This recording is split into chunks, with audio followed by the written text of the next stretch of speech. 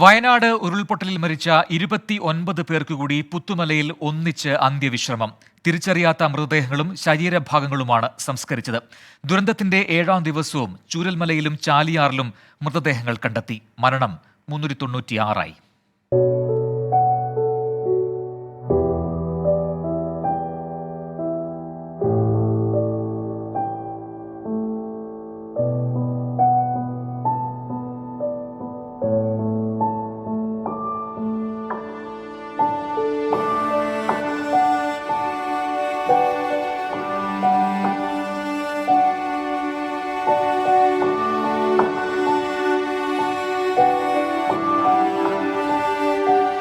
ആരെന്നറിയാത്തവർക്ക് നാടൊന്നിച്ച് വിട നൽകി.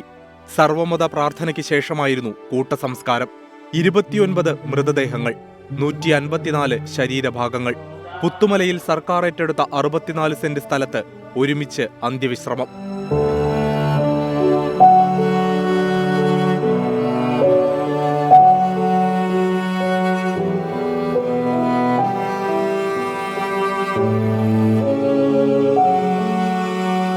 കനത്ത മഴയിൽ കുഴികളിലേക്ക് വെള്ളമിറങ്ങാതെ സന്നദ്ധ പ്രവർത്തകർ ടാർപോളിൻ ഷീറ്റ് ഉയർത്തിപ്പിടിച്ചു നിന്നു.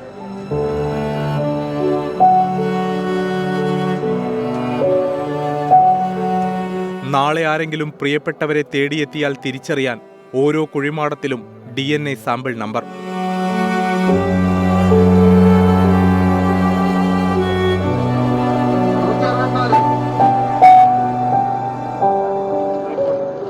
ദുരന്തഭൂമിയെ 12 മേഖലകളാക്കി തിരിച്ച് 50 പേർ വീതമുള്ള സംഘം ഇന്നും തെരച്ചിൽ നടത്തി. ചൂരൽമല ന്യൂ വില്ലേജ് പ്രദേശത്ത് 2 മൃതദേഹങ്ങളും വെള്ളാർമല സ്കൂൾ പരിസരത്തുനിന്ന് ശരീരഭാഗവും കണ്ടെത്തി. ഡ്രോൺ ഉപയോഗിച്ചുള്ള ഐബോട്ട് പരിശോധനയിൽ ബെയിലി പാലത്തിന് സമീപം 2 സിഗ്നലുകൾ ലഭിച്ചു. ഇന്നലെ തിരച്ചിലിനിടെ വനത്തിൽ അകപ്പെട്ട സംഘത്തെ NDRF തിരികെ എത്തിച്ചു. കാന്തമലയിൽ രക്ഷാപ്രവർത്തനത്തിന് പോയ 18 അംഗ സംഘമാണ് വനത്തിൽ കുടുങ്ങിയത്. ഇവർ കണ്ടെത്തിയ മൃതദേഹം എയർലിഫ്റ്റ് ചെയ്തു.